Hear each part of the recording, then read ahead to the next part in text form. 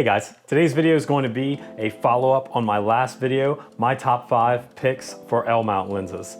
We'll be going a little more in depth. There were a few questions I got and a few messages I got about particularly the S1 Artisan 55mm 1.4. So in this episode, we're going to be taking a deeper look at this lens today. We're going to be going through some of the pros and the cons of this lens. We're going to be going through what it excels at and some of the shortcomings it has. I want to start off by saying this is definitely one of the most interesting lenses I've ever owned. It's got a lot of weird workarounds, but it's also got a very unique look to it. It brought me a lot of creativity in a time where I was kind of getting bored and things were getting kind of stale with this camera. Just to recap, I got the Lumix S1 the day it came out. I only had the 24-105. I didn't really want any of the launch lenses, the 70 to 200 f4 or the 50mm f1.4. I was just waiting for Sigma to adapt some of their glass, and I was waiting for Lumix to come out with more native glass for their L-mount cameras. It's a new system, it's a new mount, so waiting is one of the things you kind of have to put up with. But nevertheless, about 4 months after having my Lumix S1, I found this lens at B&H Photo just to break up the monotony of being stuck at 24-105 f4, and just to have a little bit of a different type of look and a little bit of a different type of feel and just something to almost just play around with. I went and I took a risk and I got this lens. I'm gonna stop the video real quick to make a quick announcement. Today's video is filmed at 24 frames a second in the 150 megabyte codec. It's all 10-bit color, shot in the natural profile. I haven't tweaked any of the colors or anything. I wanted to do a fair comparison, so I wanted to shoot on the 24-70 f2.8 and also shoot on the 55mm f1.4. I wanted to show off 2.8. I wanted to show the color reproduction and the looks of these two cameras side by side before I really graded or messed with anything. I just want to show you what it looks like out the camera with the natural profile. That way you can get a good feel of the colors, and I'll keep all the settings pretty much the same for each one of these lenses. We're shooting at 55mm right now on the 24-70. This is a 55mm prime, so it should be a pretty solid comparison. All right, and now we have the two cameras set up. We have the Lumix S1H, the 24-70 f2.8 on the left, and on the right, the Lumix S1 with the S1 Artisan 55mm 1.4. I tried to line these up the best I could. I also hung a string of lights on the back right there so we can see the bokeh and how it comes out, or bokeh. What is it? I think it's bokeh. Bokeh. Bokeh. What is it? Bokeh. Bokeh. The bokeh. String bokeh in the back. You can see if it makes perfect circles or if it's more teardroppy or squiggly. I noticed they are side by side, but I had to almost push the S1 with the S1 Artisan back a little bit. Even though it's a 55mm, which is a weird focal length in general, like normally it's 50mm, not 55. Even though it's a 55mm, it does seem to have like, it's not quite the same 55 as if I dial in my 24-70 to 55. It's a little different. That could be because of the focus breathing that this camera does have. But this is what it looks like. This is 24 FPS, 4K UHD, 10-bit color with the natural profile set on both of these. I've got this nice little color checker. So here's the gray card. And here are the colors. You can see if the colors are really the same on each screen.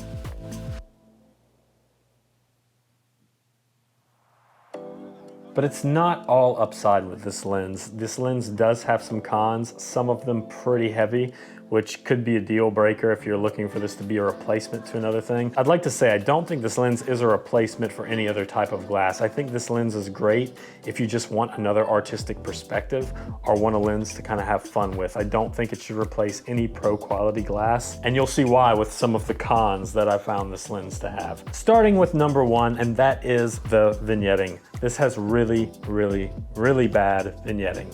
It's much more prominent in photos, especially the wider open you go and the more light you let in. You can almost see the edges of the lens itself from where it meets the body.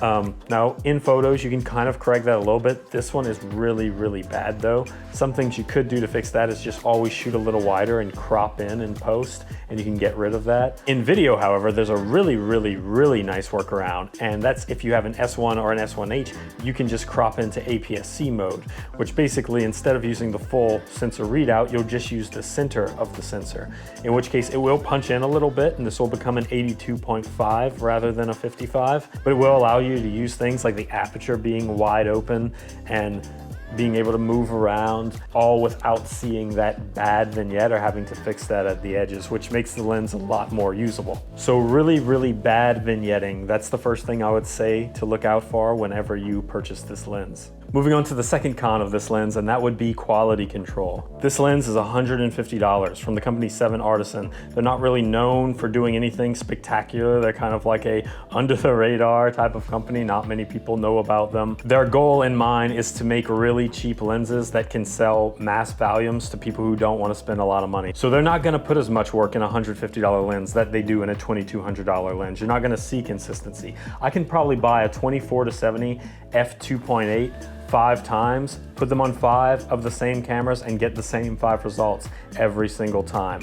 With this lens, I could imagine buying 3 different ones, and even though this lens says 55 1.4, I can imagine some of them being a 56 or a 57 or a 60 or a 50. I can imagine the colors being different in every single one, and the way they kind of react with the zoom ranges and the aperture to be different throughout the whole entire thing. So quality control is a big one. This isn't really the type of lens that you'd want to buy a bunch of them and try to match them consistently, because they'll all probably be a little different. Con number 3 is that this lens is very, very soft. Even at f2.8, everything in the image is still pretty soft. f1.4, there's nothing sharp in the image. It's almost like everything is almost an out of focus area. 1.4 is already really hard to nail focus, but you usually can get one part of your picture that's really, really tack sharp, and you could pinpoint that out. I find at 1.4 here, it's actually really hard to figure out what part of the image is in focus. I found that at f2, I found that at f2.8. I find that that didn't really go away until I went f4 or a little higher, and then I could start noticing like, okay, yeah, some of this image is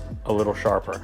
But all in all, this is a soft piece of glass, so keep that in mind. It's probably not great for any super, super detailed work. Which brings us to the last con, and this one's probably the worst on the list, and it affects the people wanting to use this lens for video more than anything else, and that is focus breathing. The focus breathing on this lens is the worst I've ever seen. I'll show some examples in a bit, but let me just show you on the camera itself first. So this is a 55mm prime.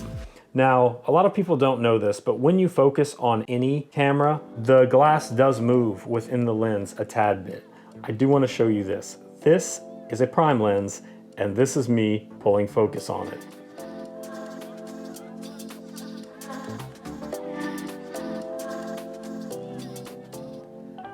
As you can see, the top of that lens is going in and out drastically. It almost looks like it's a zoom lens. I was very confused the first time I tried to pull focus on this lens, and I noticed the lens was moving so much. I'm like, is this a zoom lens? Did I misread something that I bought?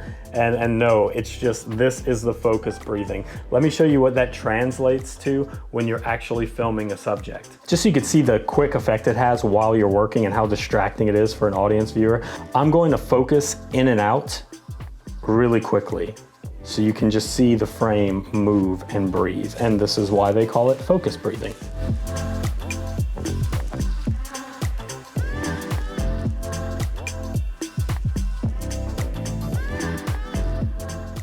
Yeah, so that's not great. You don't like to see that. It's not very good.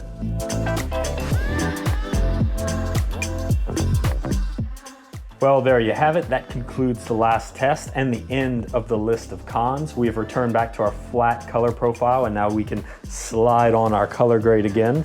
So now that we've reached the end of this video, let's go through a quick recap. List of pros, $150.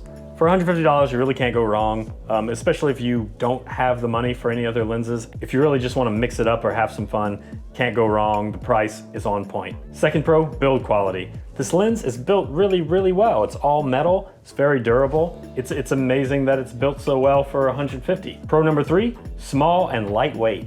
Very small, very lightweight, Easy to throw in a camera bag, easy to walk around with, doesn't make your arm as tired. Really nice option for lightweight travel. Pro number 4, 55mm and f1.4. You can let a lot of light in at 1.4, and a 55mm is a really solid range to have in your arsenal. You can use it for a whole array of things, from landscapes all the way to portraits. It's just very solid to have.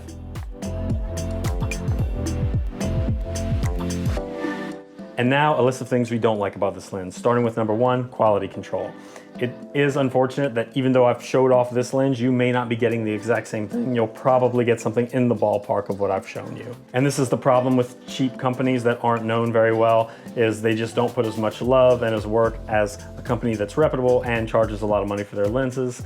And pretty much it's because they don't charge a lot of money for their lenses. They don't have the manpower, they don't have the funds to go and be checking all of these lenses. Their whole business model is to just put out as much glass as they possibly can. Con number 2, vignetting. The vignetting in the corners is really unfortunate. It makes sense with a lens this small, and once again, it has to tie into quality control a little bit. They didn't have time to completely optimize this lens for this camera, so you do get that bad vignetting. Luckily for video, you've got that nice workaround where you can punch in. It turns it into an 82mm lens, but at the same time, you lose the vignette and it becomes really usable. And for our last one, con number 3, and this is the worst of them all, the focus breathing. It's really unfortunate that the focus breathing is as terrible as it is. If you're a photographer, this will not bother you so much. It doesn't matter as much. But if you're doing video and you're hoping you can be able to pull focus nice and smoothly, you'll be able to do that, but it will change your scene a little bit. It's gonna like kind of go in and out. And that's a little unfortunate. It doesn't mean it's unusable. You can still punch in. You just have to shoot a lot more consciously. You can't take as many risks as you would normally take with like having something in the background and focusing to something in the foreground. You've kind of got to pick your scenes wisely and just go for them. Which brings us to our final conclusion. Would I recommend this lens to anyone? I guess it really depends. I don't think I'd recommend this if you were doing professional work. Maybe if you were doing like a music video or something artistic, you could get away with doing something like this because it would give it a really specific look. But if you need something consistent to output good quality over and over again, I would say skip this lens. It's better to think of this lens kind of the same way you would think about vintage lenses. This lens has a lot of character. It's a lot different than having like something perfectly optic like the 24-70 or anything else in the Lumix or the Sigma lineup. That's not what this is aimed to do. This is aimed to almost be a fun lens in a way at $150. So if you want a lens that has a lot of fun, you don't have to worry about messing it up, or maybe you want to mess it up so it can have more character, well then yes, I absolutely recommend this lens. This is just a fun lens.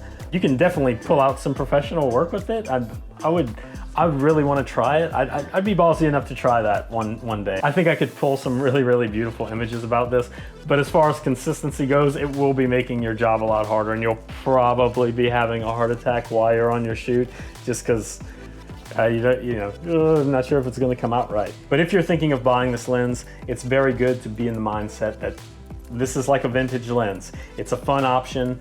You can definitely use it for a lot of artistic work, and it's a great lens to have just to play around with, or if you just want something more lightweight to walk around the town with or walk around the city, this is a great lens. Anyway, that's going to conclude this video. The light's going down, so the colors are probably a nightmare now, and the lighting's terrible and blah, blah, blah. Hit the like button if you found this video helpful. Leave a comment down below if this is a lens you would buy and what you would maybe use it for.